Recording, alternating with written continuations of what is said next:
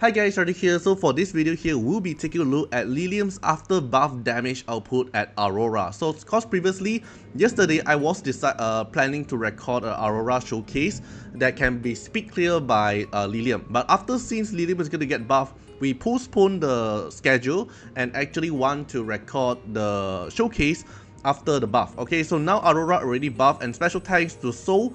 He's the one that sharing me his account. This is a viewer account, so he shared me his account to do this showcase because he wanted to let me make the Liliam showcase at Aurora yesterday. But since Liliam is getting a buff, so we postponed it until now. Then I actually recorded one just now, just that a thunder shock down and my PC died, so I have to re-record the whole thing. Alright, so now this is the Liliam here. After the buff, you get higher multiplier, and not just that, is another 50% damage when the target is a boss. So this 50% here can be overlapped and can be stacked together with this 50% extra when the target HP percentage is above 60%. So you have the base increase of 550% with another 50% damage increase when the boss HP is higher than 60%, and another 50% if you are fighting a boss which is for PvE content. Just this buff itself makes Liliam the highest S3 damage multiplier in the game.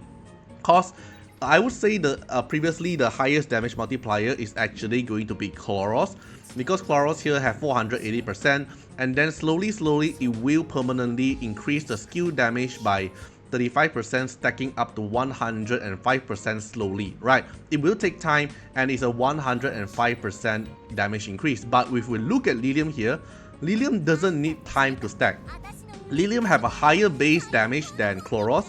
Liliam can instantly get a 100% damage multiplier in PvE content as long as the boss is above than 60% HP, and as long as the target is a boss. So this itself will actually make Liliam one of the best DPS in the game, or probably the best single target DPS in the game. So now let's take a look at the damage output in Aurora currently. Because we have the before after in Aurora, because we wanted to showcase Aurora previously. So now let's take a look at the showcase here. We have two teams here to show. One here is more doable for more player, but it's actually doing more damage in terms of nuke, which is this team here. Lily, Lingluo, Viper, Liliam, and Dina. So we have the Lee family here. Lily, Lingluo, and Liliam as the Lee family. And then we have Viper to dispel, and Dina here to apply the defend down and also vulnerable. So now let's take a look how the battle will go. Okay, now let's take a look here. Now we have to target the boss. The boss will debuff us first. Then Lily will turn meter push Liliam. Then Lingluo will AoE heal. Alright, AoE heal, remove the debuff thing. And then Viper will dispel the immunity. Then Dina here will apply like defend, break, vulnerable, and also erosion stuff.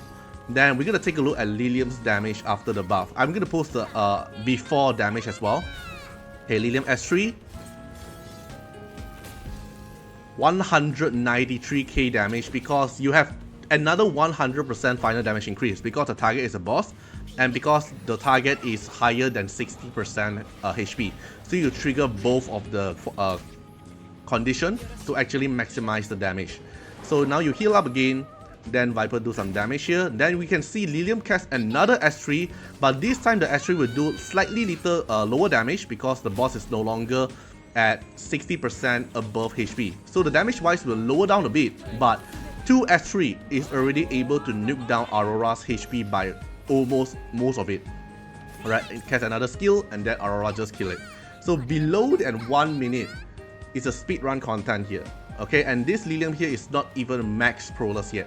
The skill up is 454, but that's missing a little bit of the stats, which is 10% of the attack stats.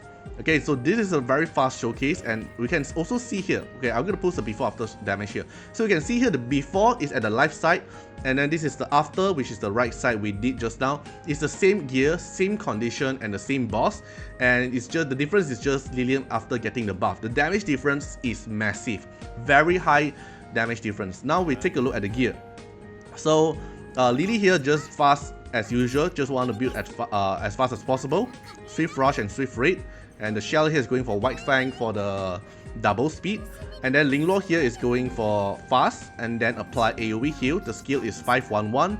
Module here is going for Swift Frost, Cure and Evil Guard. So he did not able to proc the Cure additional effect, but it's enough to actually apply the AoE heal.